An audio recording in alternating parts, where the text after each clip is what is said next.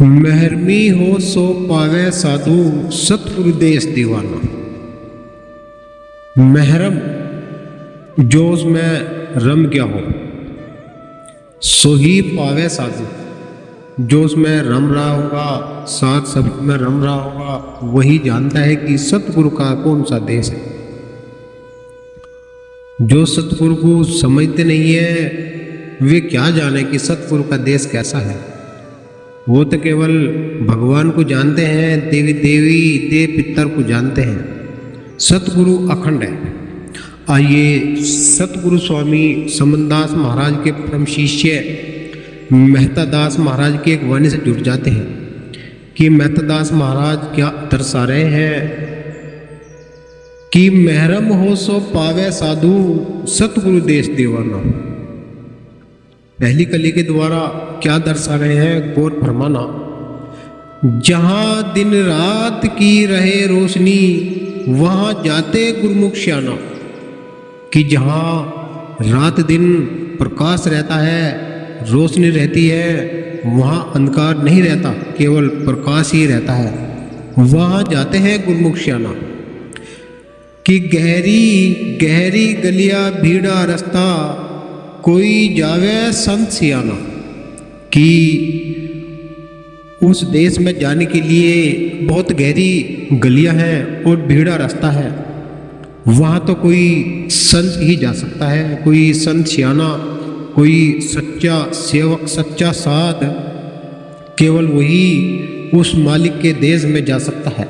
अन्यथा तो आप जिस देश में रह रहे हैं, जिस देश में सांस ले रहे हैं, ये सब प्राकृतिक का चोला बना हुआ है। सब जहाँ तक रूप दिख रहा है सब प्रकृति का रूप है। जहाँ तक रूप है वहाँ तक ही आवागमन है। जहाँ रूप खत्म हो जाता है वहाँ निर्गुण हो जाता है, निराकार। निर्गुण देश सतगुरु का देश है कि निर्गुण देश दीवाना साधु। कि निर्गुण में जो खेल खेलेगा उसका न्यारा हिसाब हो जाता है। कि महरम हो सो पावे साधु सतगुरु देश दीवाना। दूसरी कली के द्वारा क्या दर्शा रहे महाराज।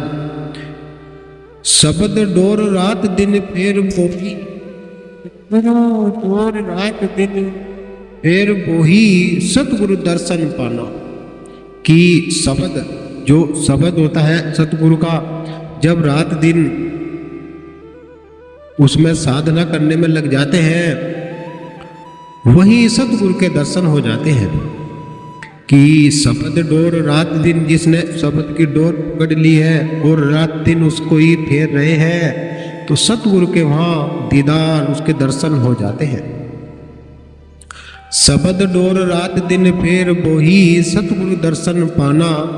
निर्गुण सेज है सतगुरु की जहाँ चढ़े कोई संत मस्ताना। क्या बहुत गहरी बात बता दी कि निर्गुण सेज सतगुरु की है, वहां चढ़े कोई संत मस्ताना। जो मस्ताना हो जाएगा उस देश का दीवाना हो जाएगा, उस देश की वो सूझबूझ सुध रखनी शुरू कर देगा, तो वही उस देश में जा सकता है। कि निर्गुण जहाँ तक ये रूप है, स्त्री पुरुष का रूप है, वहीं तक ही बनना टूटना ढहना ये सब लगा रहता है। पूरा जो गुरु होते हैं, अखंड ज्योति के जो गुरु होते हैं, वे खींच कर ले जाते हैं, इस नरक में से काट कर ले जाते हैं। जैसे बताया कि सुसुमूर्ता गंगा उतरी अपने पंचों बस्तर धोले, और बिन साबुन तेरा मैल कटे हर भजनी से होले। कि जब उस शब्द में ध्यान लग जाएगा और गुरु महाराज के चरणों में ध्यान आराधना जीव करना शुरू कर देगा, तो वो गुरुमुख हो जाएगा, गुरुमुख से साध हो जाएगा, साध से वो महात्मा बन जाएगा। ऐसे ही इसकी कुछ प्रक्रिया होती है कि जो महरमी होगा वो सतगुरु का देश में चला जाएगा। कि महरम हो सो पावे साधु सतगुरु देश दीवाना। तीसरी कली में क्या दर्शा रहे हैं गौर देना साथ संगत जी। कि भेदी हो तो उस देश का, भेदी हो तो उस देश का जो हरदम ध्यान लगावे। भेती हो तो उस देश का जो हरदम ध्यान लगावे, बिना लगन वो घर नहीं पावे, देखो सूरत पठाना। महाराज कह रहे हैं कि कोई भेती होगा उस देश का तो वो हरदम वहाँ मालिक में ध्यान लगाओ रखेगा, क्योंकि जिस प्रकार से राजस्थानी महिलाएं एक घड़े के ऊपर कई कई घड़े रख लेती है और उनमें जल भरकर चलती है, उनके ऊपर छाछ झारी रख लेती है और सहेलियों के साथ डोलती हुई मटकती हुई आती है, लेकिन एक बूंद भी पानी की नहीं गिरती। क्यों नहीं गिरती? क्योंकि ध्यान तो मटके पर ही है। उसी प्रकार संसार के सभी कार्य करते रहे, लेकिन ध्यान तो उस मालिक में यदि लगा रहेगा तो जीवन की नैया मालिक पार कर ही देंगे। कि महरम हो सो पावे साधु, सतगुरु देश दीवाना। कोई महरम हो सो पावेगा सतगुरु का जो देश दीवाना है। क्या बताया है लास्ट कली में, क्या दर्शा रहे हैं महाराज? गौर से सुनना सासंगत जी।